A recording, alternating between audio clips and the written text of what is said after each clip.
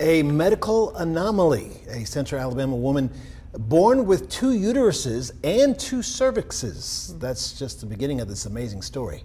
Thanks for joining us. I'm Guy Rawlings. And I'm Sherry Falk. All right, let's do the math. This woman was born with 2 uteruses and 2 cervixes. Now she's expecting 2 babies and technically 2 separate pregnancies. It's a 1 in 50 million chance. And there are really no experts on it because it's so rare. It's a story you'll only see on WVTM 13 from Lisa Crane. She's live at UAB where the babies will be born. Pretty incredible, Lisa. It is a fascinating story, Guy and Sherry. Kelsey Hatcher has a medical anomaly, as you said. She has 2 uteri and 2 cervices. That's the plural of those nouns. Now, that in itself is very rare, but now she is pregnant in both uteri. That is pretty much unheard of. All the sippy cups. Kelsey Hatcher and her husband Caleb have a pretty busy life. They both work and they have 3 children, ages 7, 4, and 2.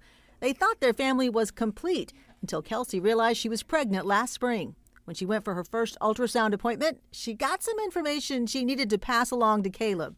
I said, well, there's 2 of them in there. He said, you're lying. I said, no, I'm not. But what shocked her obstetrician wasn't the fact that she was having 2 babies, but that she has a double uterus, 2 functional uteri, and she has a baby in each of them. Very, very rare, yes. OBGYNs go their whole careers without seeing anything like this. Kelsey has 2 uteri, each with its own cervix. This is what a normal uterus looks like, and this is what Kelsey's looks like. She's known about her physical oddity for a while, and she knows it's pretty rare. That's why her pregnancy is considered high risk. UAB's Dr. Richard Davis specializes in high-risk pregnancies. A double cervix, a double uterus is way under 1%, maybe 3 per 1,000 women might have that.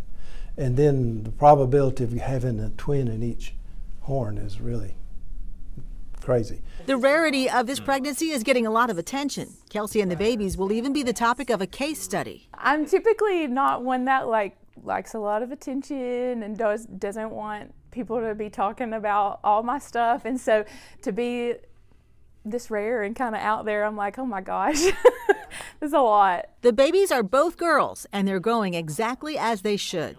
The tricky part will be when both, or maybe just one, decides to make their entrance into the world.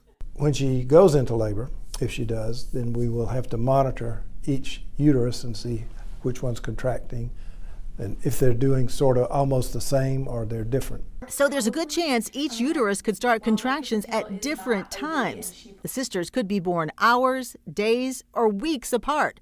So with each baby having their own separate uterus and placenta, are they twins or simply siblings? I think medically this is such a rare thing that we don't have a better way of describing it besides still calling them twins. No matter what you call them, in a few weeks, the Hatchers will have 5 children under the age of 8. These your last 2? Yes. The 3rd one was our last one. But no, we're grateful for the blessings for sure, but this will definitely be the end. Now, they don't even have a car right now that will carry the entire family. They've got a lot to do in the next month or so. There's going to be a team of doctors standing by whenever Kelsey goes into labor just to deal with whatever might come their way. By the way, her due date is Christmas Day. What a Christmas present this is going to be. Live in Birmingham, Lisa Crane, WVTM 13.